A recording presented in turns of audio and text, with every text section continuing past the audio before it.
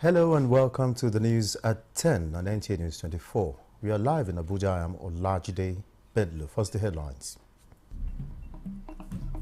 Nigeria and China collaborate to strengthen media operations.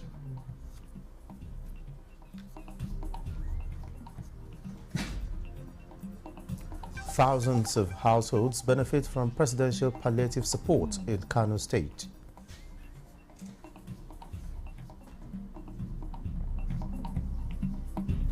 Federal government unveils manual to improve access to quality health care at the grassroots.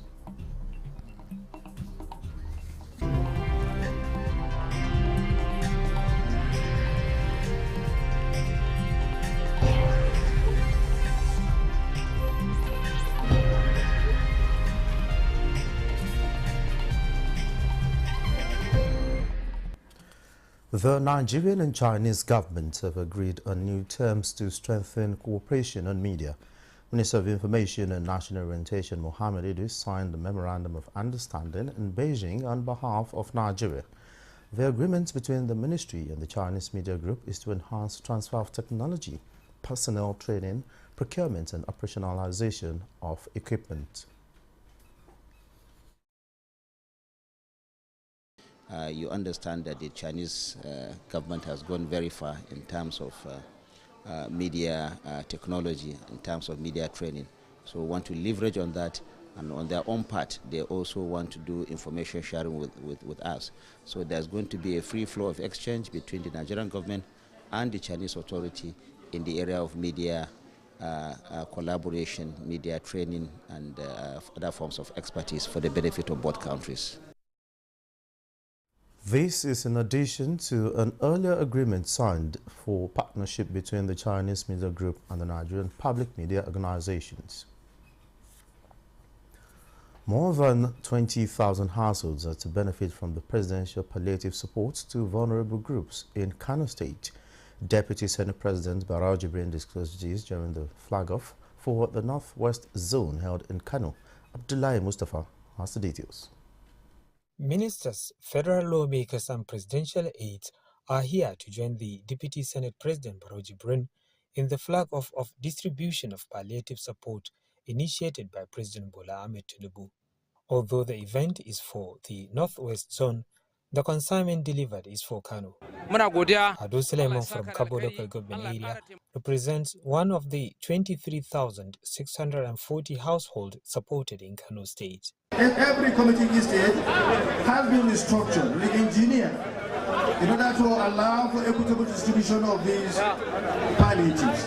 70,000 bags of 50 kg subsidized rice, Minister of Agriculture and Food Security Abubakar Kyari disclosed, have been allocated to the state, in addition to more than 90 truckloads of assorted grains earlier delivered for distribution to vulnerable groups. Guests at the occasion thanked the President for the initiative and appointment of multi-stakeholder distribution committee to ensure transparency and accountability. It's pretty much transparent, it's reliable. We spend days and days of meetings with people that have various experiences, and we also gathered a lot of supervisors. She also re-echoed appeal on Nigerians to give President Tinubu a chance as he works towards reshaping the nation's economic landscape.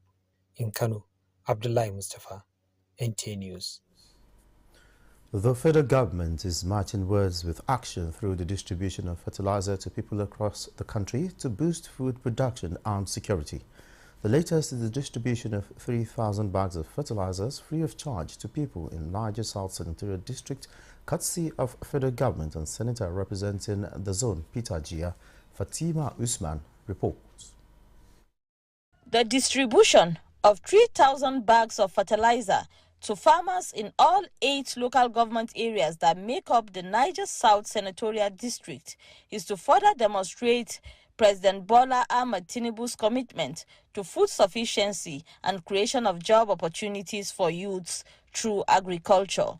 The distribution of the fertilizer directly to end users in the zone will reduce problems associated with middlemen and add value to the lives of people at the grassroots, prevent hunger, while also making life easy for people of the constituency through its representative at the National Assembly. Government, in the efforts to boost agriculture, has mandated us to distribute these fertilizers to the people, and therefore we must focus on farming as the way out of food security and as the way out of unemployment. Governor Muhammad Umaru Bago and the Etunupe were both represented at the flag off. His Excellency is leading by example, so that is to see that everybody should go back to farm. The biggest employer of labor is farming, and this is the only way that at least we can engage the multitude of our youth. The project is expected to be closely monitored to ensure even distribution of the targeted farmers to in turn yield bumper harvest to feed the nation. In Mina, I am Fatima Usman, Nta News. And on health, the federal government has unveiled the revised National Standing Orders and Manual for Community Health. Basi Taipan retorts that the move is to improve access to quality health at the grassroots level. Some people live by what they get, but others live by what they give. That's precisely what community health workers do. They are by the side of every pregnant woman, providing care and support. They are the village midwives, delivering babies, the educators who spread health tips, and the volunteers who guide patients to nearby clinics. Health managers believe empowering these heroes with the right knowledge, tools, and skills will boost health outcomes. The role of National Standing Order revised are critical tools in addressing these challenges by providing standard guidelines for managing common health conditions and common public emergencies affecting our rural people that are live on the sub-community. Recognizing their importance, the federal government has taken a big step to close gaps in knowledge and capacity. This unveiling, experts say, marks a significant step forward. The Minister of State for Health calls it the key to building a more responsive and efficient healthcare system at the grassroots. The revised National Standing Orders are cornerstone in the effort to standardize and elevate the practice of community health practitioners. They are designed to empower practitioners to provide a high standard of care, thereby supporting the sustainability, vitality of our national health programs. Participants believe these documents reflect a shared commitment to ensuring that even the most remote communities have access to quality health care. Basi Taipa, Nta News. The Africa Women Conference Next Generation and partners are responding to the present economic realities by providing free medical services for women and entrepreneurial skills for young girls. Oluseyi Adiagbo reports that these vulnerable people at the new Kuchigoro IDP camp are the beneficiaries of this charity. The decade of Boko Haram insurgency and its consequences, especially displacement of millions, mostly women and children, still lingers. Here at the new Kuchingoro IDP camp, where immense challenges still confronts the community, interventions have continued to roll in to lessen the burden. The latest support is twofold. The first part is promoting community health in Africa, an initiative of the AWC Next Generation to provide basic health needs for women in the camp. If we check their blood pressure and it's high, there's a medical team there and they are all specialized in different categories, the ones that will check, and then there's a doctor present there that will guide them. After they talk to them, they also refer them to their hospital where they also get free medical treatment. Now the practical aspect is that a lot of them need follow-up, they need medications, and so we'll try our best to provide these medications for them. Joy Moses, a mother of one, and Amsatu Musa both tell me how financial constraints have hindered them from accessing health care. It's not easy to go into outside to test this sugar and VP. Even you go pay transport, pay money for the medicine. AWC They bring this thing for us free. It's nice to see these initiatives that come and just inform us more on how to live better and healthy. Project 100 is an initiative of Dine and Park targeting young women and girls for skills acquisition and mentorship towards inspiring them for greatness. I want to learn how to bake because what I study myself is bakery. So I want more knowledge on it. We're doing a mindset shift and we're putting it in them that they can make it. And then we're also teaching them bookkeeping and accounting. We're teaching them how to start their business and how to sustain it. We are not leaving them alone. We're going through the whole process with them. With an empowered girl child, would go to the woman child and then the family and also, of course, the society. If indeed we are going to turn around what is happening in our society, we have to start with the women. The intervention, which says over 150 women as beneficiaries of the free medical outreach and targets 100 girls for empowerment, is in partnership with Helpline Social Support Initiative Abuja and other partners. Olusheye Adiagbo, Nta News. The Joint Admissions and Matriculation Board urges the National Association of Polytechnic Students to channel its grievances regarding non-mobilization of some higher national diploma students for the National Youth Service Corps to the appropriate authorities. JAM's registrar, Professor Isiaq Oloyede, says these at a meeting with leadership of the student body at the board's headquarters in Buhari, Abuja. Olayin Kaujo reports. The meeting becomes necessary to unravel circumstances that surround non-mobilization of some holders of the Higher National Diploma Certificate to participate in the mandatory one-year National Youth Service Program. Have you ever seen anybody with national diploma going on NYC? It's not possible. Who goes on NYC?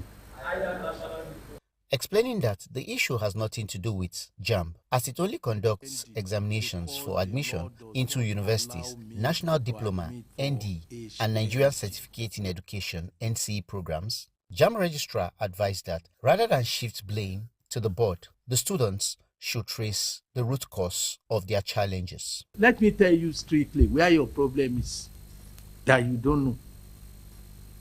Where your problem. When you see NCE certificates, there is no NCE certificate that is issued in this country. NCE, that you go to NCCE that you won't have a copy. And that's why their certificate is co-signed with ESNCC in order to have the record. Just as NCC does, you can do that with MBT. On his part, Director General of the NYSC says, issue of those mobilized that are part-time. In the ND, they go and do part-time, while in the HND, they do their regular time. The issue there is that anytime they come for mobilization, we identify them, because in our mandate in NYSC, we are not supposed to mobilize those that are part-time students. And in their number, when they come for mobilization, we identify them. At the end of their number, you see P given to them by the JAMB, signifying that they are part-time students when they pass through their ND. So with that P, we know that they are part-time. For that reason, they are not qualified to be mobilized based on our mandate. Satisfied with the explanation, President of NAPS, Ridwan Okpeyemi, resolved to engage appropriate authorities to resolve the issue. We know where the problem lies. The problem actually lies from most of our institutions. We have to also go back to the institution, you understand, what is expected of them to do, what we have been discussed here so far. We are going to take it to the institution as well. When we take it to them, you understand, they will now see their reaction. Institutions that use what it referred to as daily part-time programs were urged to desist from such practices. Olayin Kaujo, Nta News. This is the news at 10 on Nta News24. Let's take a break now. More reports when we return.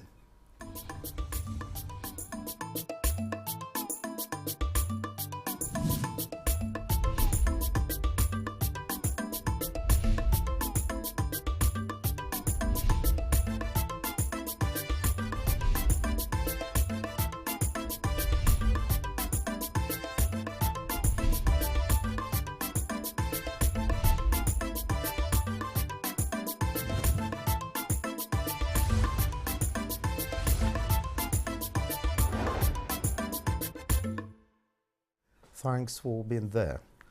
Corps Marshal Federal Road Safety Corps Sheikh Mohammed has called on stakeholders and motoring public to join FRSC in cautioning their subjects to avoid night trips and discontinue over-reliance on unsafe means of transportation. This was in reaction to the unfortunate fatal road traffic crash that occurred at Kilometer 2, Kuriagi village, Age on the busy Lapai-Bida route, involving a tanker loaded with petroleum. The crash, which involved 55 male, occurred as a result of speed violation that eventually led to loss of control and ended up in an inferno, which happened on Sunday evening. 18 passengers were rescued with varying degrees of injuries, while 37 others were killed. Preliminary investigation reports on the crash revealed that it also involved 4 vehicles, a DAF tanker, 2 DAF trucks and a Toyota car. And the Federal Road Safety Corps recently launched a mobile application and National Crash Reporting Information System (NACRIS) to create an interface between the Corps and the general public. The mobile app has a series of features which include identification and notification of black spots in parts of the country. And in the studio to give me more analysis on this is Deputy Corps Commander Wasiu Adeneko. He is the Corps Information Technology Officer. You're welcome to the News at 10. Thank you. Good morning. Okay, the FRSC mobile app is fully operational now. How can individuals access it, and is it free? Okay, thank you. Good morning. It's free, and as I speak to you, it's available on FRSC website, www.frsc.gov.ng. Later, it will be available on Play Store and Android iOS platform. Yes. Okay, since the launch of the app, what has been the feelers you've gotten so far? You know, the mobile app was built, designed and developed in response to this renewed hope of the President, Commander-in-Chief of the Armed Forces, in the aspect of creating an enabling environment. That's the ease of doing business. And the Commercial, as part of his policy trusts on digital transformation, decided that part of the first priority should be delivering this mobile app to the motoring public. And in line with that, this app was developed and pushed outside. Immediately after this app was launched, that same day, we recorded over almost 1,000 subscribers. And what this is going to do is we are trying to get the public to get closer to FRSC, to issue of road safety management and traffic management. And there are several features lying down on the app for the public to use, starting from the aspect of black spot monitoring, speed monitoring, aspect of eyewitness reports on any kind of road safety activities, patrol misconduct. If you see our men doing anything negative, please just take picture, take video, and push to us. The aspect of live traffic updates. You can plan your time from your house, and it will tell you almost 2 or 3 options where you could navigate without coming through a traffic jam. So these and a lot are embedded in the FRSC mobile app. Okay, aside from these functions which the app performs, how effective has the feeler been from the hinterland, considering a network in those areas? Okay, when at the foundational level of building the app, we considered a lot of factors, and internet access was one of the preliminary checks that we considered. And the app was built in such a way that it's programmed that is not tied to internet alone. Like the black spot monitoring and the speed monitors are built, whether there's internet or not, it will give you that sensation, that early warning signals that is expected, because it works with the GPS. So it works independently of the network. Yes. Okay, so that definitely it's a win-win for both people in the urban settlement and also in the hinterland. Yes, definitely. If I may kind of emphasize on the aspect of these speed monitors, like you've just highlighted what happened, and if you have these speed monitors installed on your phone, the beauty aspect of it is, you see, the world has gone beyond traditional means of resolving solutions. Now we have what we call the safe system approach. The safe system approach is gearing towards ensuring even if there is road traffic crash, it should not lead to death. Okay. You understand? Zero death. So the speed monitors was built with this concept where the issue of safer roads, safer vehicles, safer road users, road safety management, early signal warning. So when you have the app installed, the moment your vehicle is the vehicle is approaching 100 km/h, you start getting the siren noise. Imagine you have 3 or 4 passengers in a commercial vehicle with that siren. Common sense will address the driver that I need to take caution. These are the things we are taking to the doorsteps of the public so that we all take road safety into their hands. It's a collective, a shared responsibility. And we are just appealing to you. There's no cost to it. It's available on the website. You can download. Very beautiful interface. Okay, just before I let you go, Deputy Corps Commander Adeneko, this laudable app or initiative by the Corps, how do you intend to sustain it? When you build something and it's thrown open to the public, the beauty aspect of this app is it's for crash prevention, crash reduction, robust data gathering. You understand? That's big data comes in there. We need to be able to do analytics in such a way that we can predict a lot of issues affecting the motoring public. And when you have robust data is gold, mind you.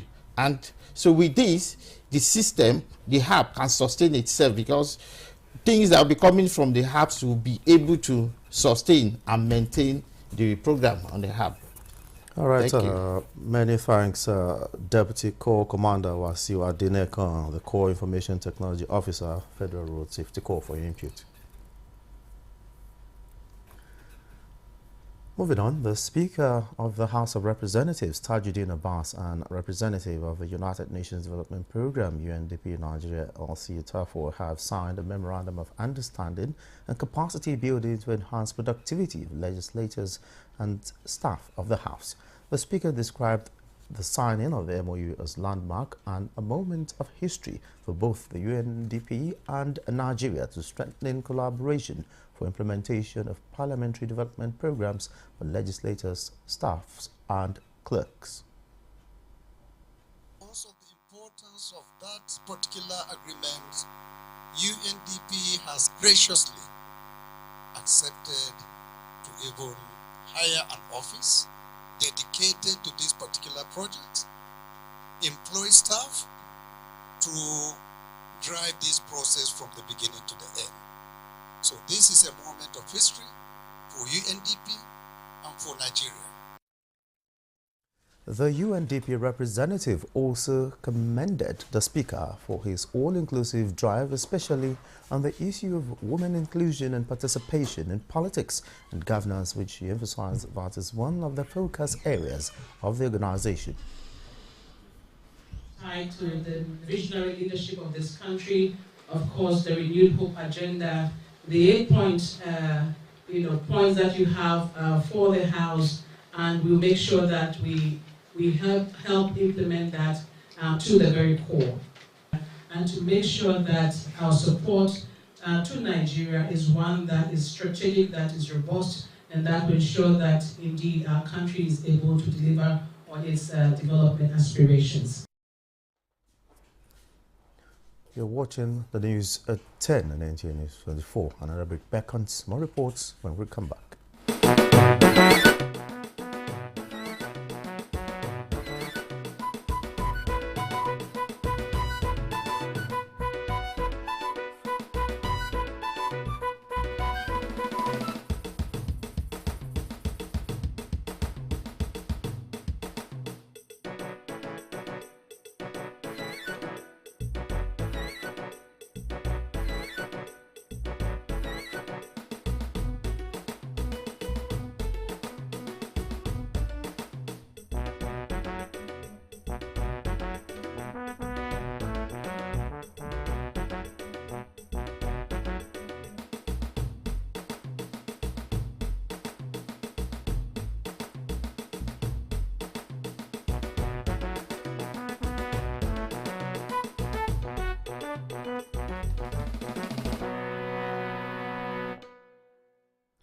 Many thanks for being there.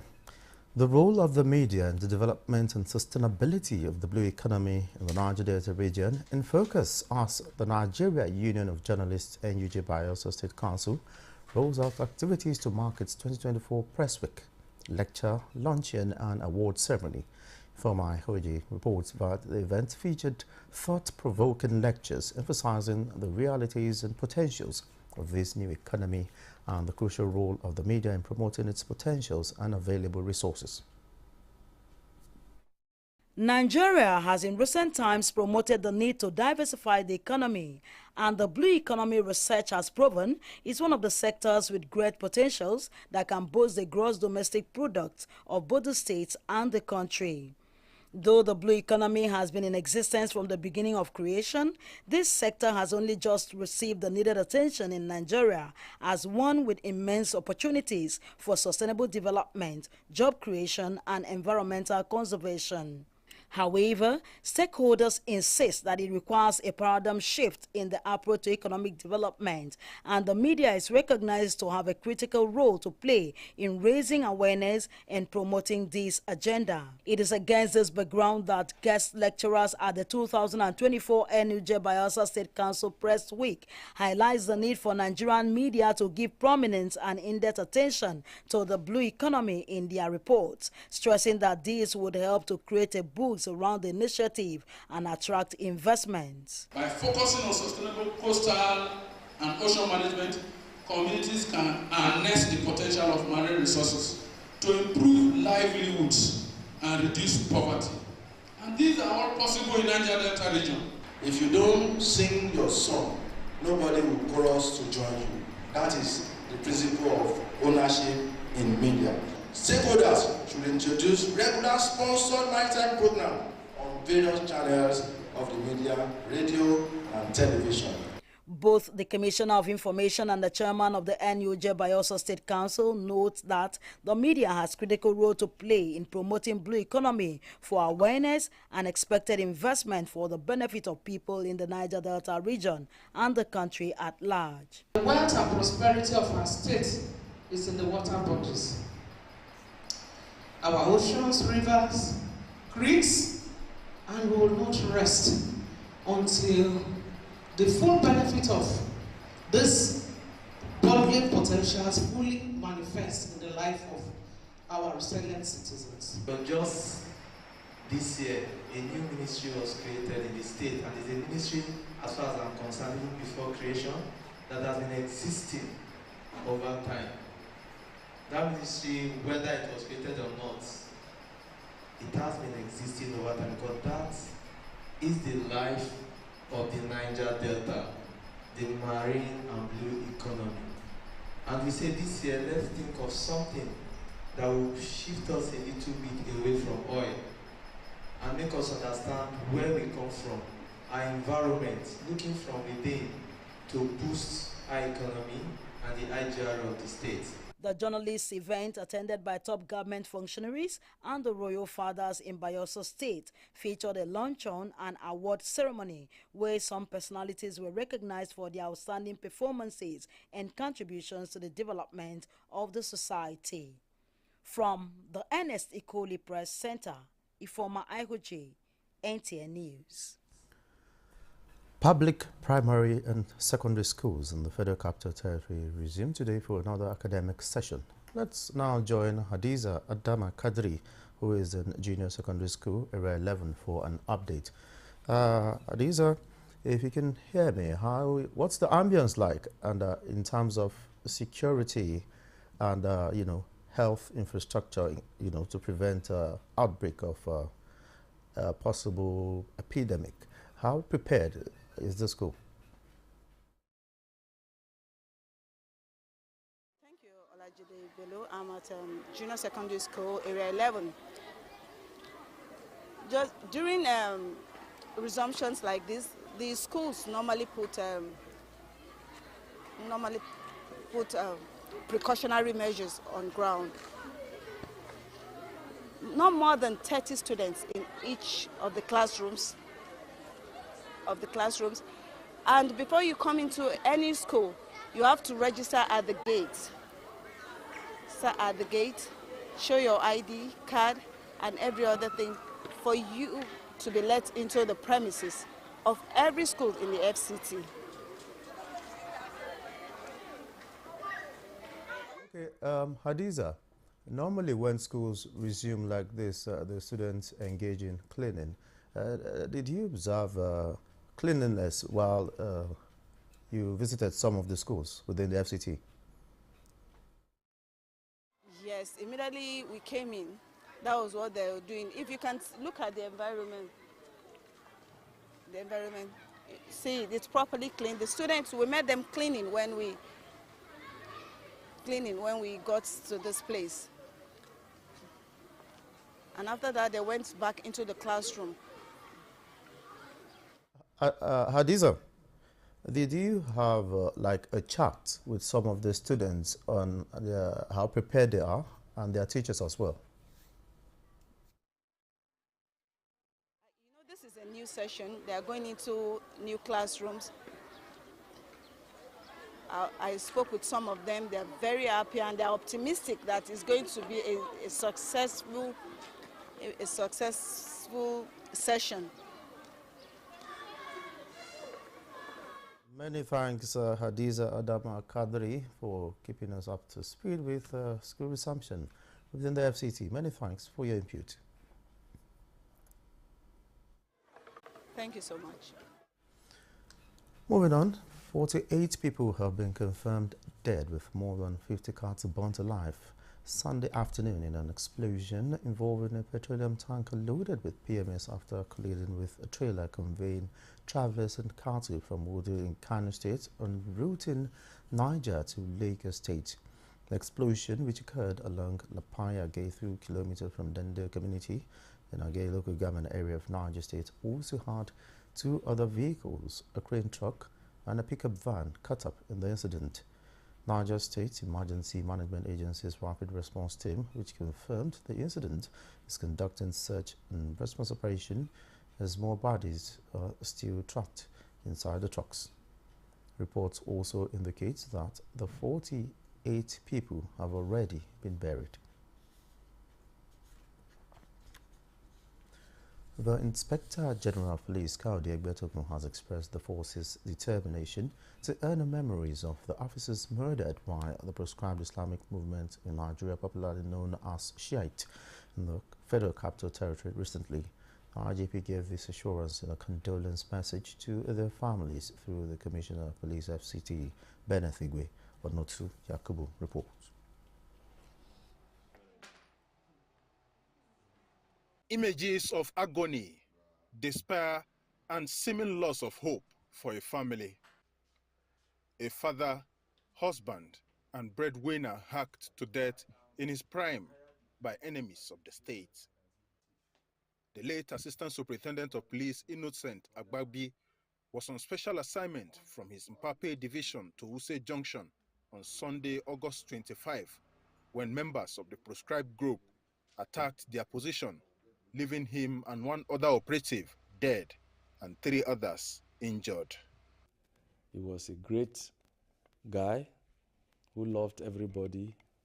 All of us are not perfect, so he has his defections and all that, but he's a gentleman, he's a man of peace, like our father was a man of peace. Commissioner of Police Bennett Igwe describes the incident as the proscribed group's declaration of war on the Nigerian police. My heart is pained because it is unprovoked attack. That's what is paining all of us. Last year they did the same thing and they killed the policeman in a beggar roundabout, collected his rifle.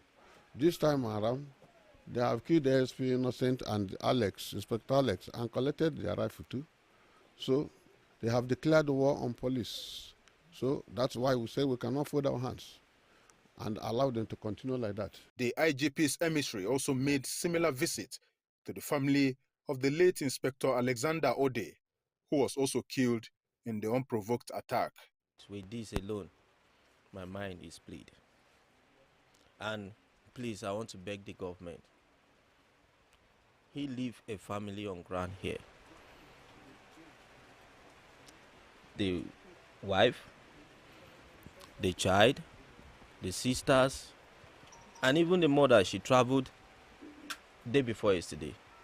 He's having a partial stroke now, as we are talking now. CP Igwe disclosed that the IGP is in talks with the Minister of the Federal Capital Territory to ensure that the deceased officer's dependents are taken care of after paying the supreme price. Onotu Yakobo, Nta News. Celebrated annually on 8th of September, International Literacy Day is more than just a recognition of the ability to read and write. It's a global acknowledgement of the power of literacy in transforming lives, empowering minds, and shaping the future. Zenred Dingwon reports that this year's commemoration focuses on promoting multilingual education and literacy for mutual understanding and peace.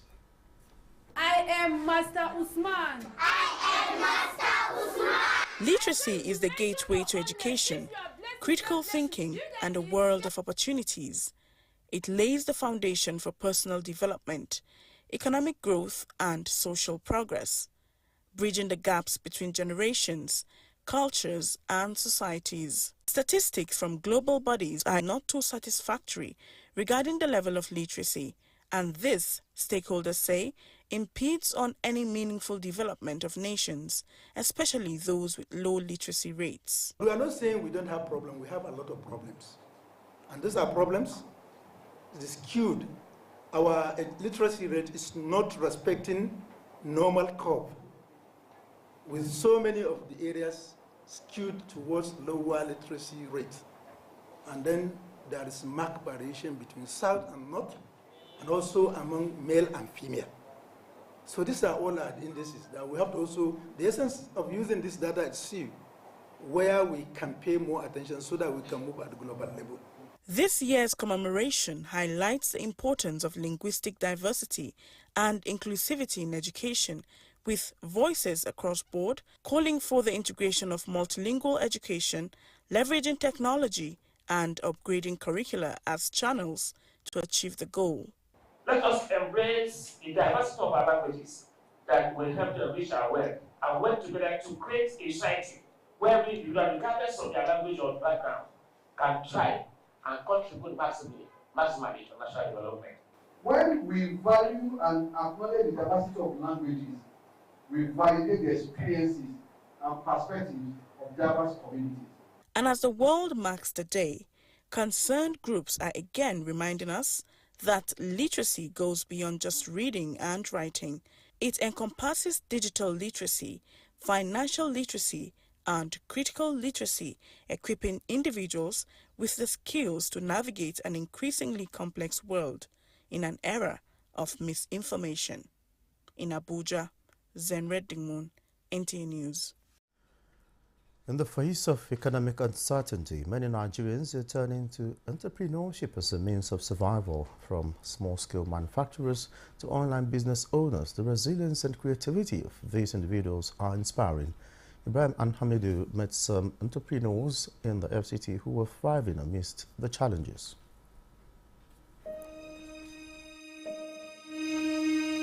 Meet Ebele Mooloku, a 60-year-old registered dietitian and nutritionist who turned her passion into a thriving business. With an initial investment of 2.5 million naira, she employs 5 staff and is confident of a loyal customer base. I've tried to think outside the box, and I've tried to adapt to the changing times, especially the hyperinflation that we're experiencing in Nigeria and in the world at large. Her staff members, who are mostly young lads, have had their own entrepreneurial experiences. From the time I started working here, I've learned that you can't just do things based on the first thoughts that come to your head. You need to visualize on it and think deep on it and see many ways that it can be possible. I'm happy working for her. Maybe when times go on, I believe that I will be at the top when I leave here. Self-employed, that is doing something that you know that you can fetch money rather than depending on government. Then there is Lillian Adegbola, a creative entrepreneur who takes calculated risks to produce innovative content. Despite economic challenges, She has adapted and thrived, inspiring others with her resilience and creativity. You have a legacy to grow and to hand over. It doesn't matter where you are at in life. I said that people think you have to have a lot of money to have a legacy. No. What are the experiences you've had in life? Can you draw wisdom out of them? These entrepreneurs embody the spirit of Nigerian entrepreneurship, a testament to the country's resilience and creativity in the face of economic challenges. As Nigeria navigates its economic landscape, small businesses like these will play a vital role in driving growth and development. From humble beginnings, solutions to the problems amidst economic challenges in Nigeria, it's all around us. It's all around us. From her experience in the kitchen, she came up with this magnificent solution. I have seen firsthand how entrepreneurs are turning their ideas into reality, creating jobs and opportunities for others. Their stories are a testament to the power of innovation and determination. In Abuja, Ibrahim and Hamidu, Nta News. Socrates once said, "Our need will be the real creator," and over time this ancient wisdom has echoed in the saying, "Necessity is the mother of invention." This resonates with the Every Home a Garden initiative of the First Lady Oluremi Tinubu, as women are planting hope in the form of vegetables, tackling food scarcity one leaf at a time. In this special report, Ikira Clinton takes us into the heart of these homes to show how women are not just feeding their families, but proving that a little soil and seed can go a long way in bridging the gap in these challenging times. In the bustling market of Abuja, women stand by their stalls waiting for customers. The air is filled with the hum of bargaining voices as Angela, a foodstuff seller, laments the low patronage. Yes, now this head of people that you are seeing, you buy 5,000. I used to buy like 100 naira, 200 naira. You have to pay 500 naira, 1,005 before you can make a product. Everything has really gone. This isn't just Miriam's struggle. All across Nigeria, families are feeling the pinch of soaring food prices. Inflation has made it difficult for many households to afford their basic needs these days. Esther, a widow and a mother of 8, knows the struggle too well. Every day she faces tough choices at the market, trying to stretch what little she has to feed her children. But something remarkable is changing her story right in her backyard. With Every Home a Garden initiative, Esther, with little education, has transformed the barren land within her home to thriving gardening. I see bitter leaf. I go chook all. I say no be every day go see small money where you go market. Aisha, a nursing mother and a civil servant, conscious of the economic realities, would not let the piece of land in her front yard go to waste. Within months, the empty space is filled with green vegetables, reducing cost of providing a meal for the family. For now, I don't have to go to the market if I want to make soup for vegetables. The only thing I go to the market to buy is meat. Hawa, a civil servant, says Every Home a Garden initiative has lifted the burden of frequenting the market for basic food stalls. The pride on her face is unmistakable as she walks us through the rows of fresh greens that now fill her once empty yard. I want to be an example, a model of determination to women all over Nigeria to know that they can also do it. And it will save them money, it will give them organic food to eat with their family. In rural areas where land is plentiful, the Every Home a Garden initiative has empowered women with the confidence to farm their own land. They are planting more than seeds, they are turning hardship into harvest. Even the First Lady Oluremi Tinubu is no stranger to farming. Right in her official residence at the presidential villa, she tends to a sprawling vegetable garden.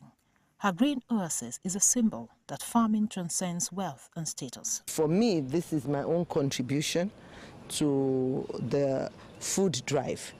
And I believe that everybody can do it. The Guyana Trade and Investment Envoy to Africa, Dr. Leva Yudo, says in spite of the technological development around the globe, home gardens is still very instrumental to eradicating food insecurity in the world. Not abandon completely our old ways of doing things.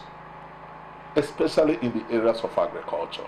The Every Home a Garden initiative has sparked a quiet revolution that's sowing hope, resilience, and independence. Through the voices of Esther, Aisha, and Hawa, the impact of this initiative comes alive. From the crowded streets of Abuja to quiet rural villages, women are planting modern seeds. They are planting a future. In Abuja, Eucharia Clinton, NTA News. This is the news at 10 and Nta News24. Here's a recap of our top stories. Nigeria and China collaborate to strengthen media operations.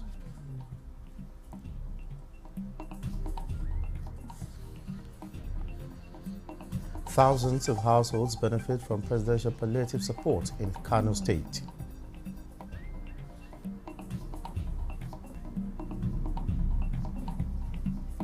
Federal government unveils manual to improve access to quality healthcare at the grassroots.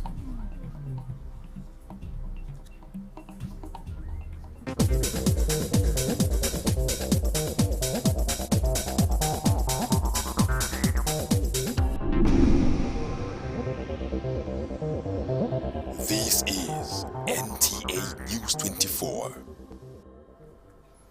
Let's now join our foreign desk for the latest on the global scene.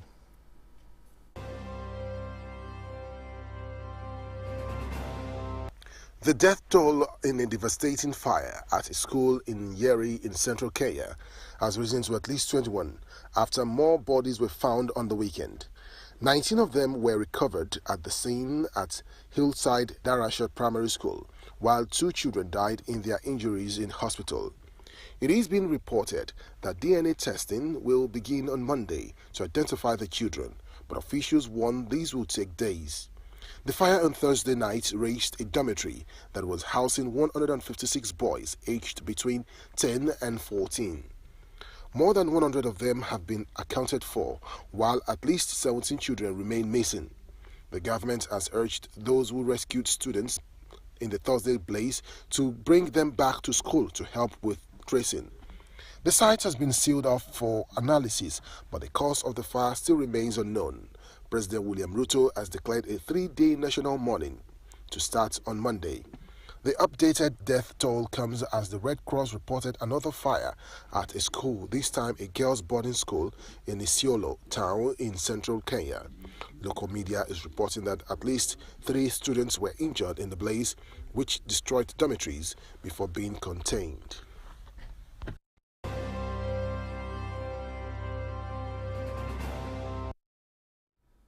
That's the news at 10 and Nta News24. Thanks for watching. I am Olajide Bello.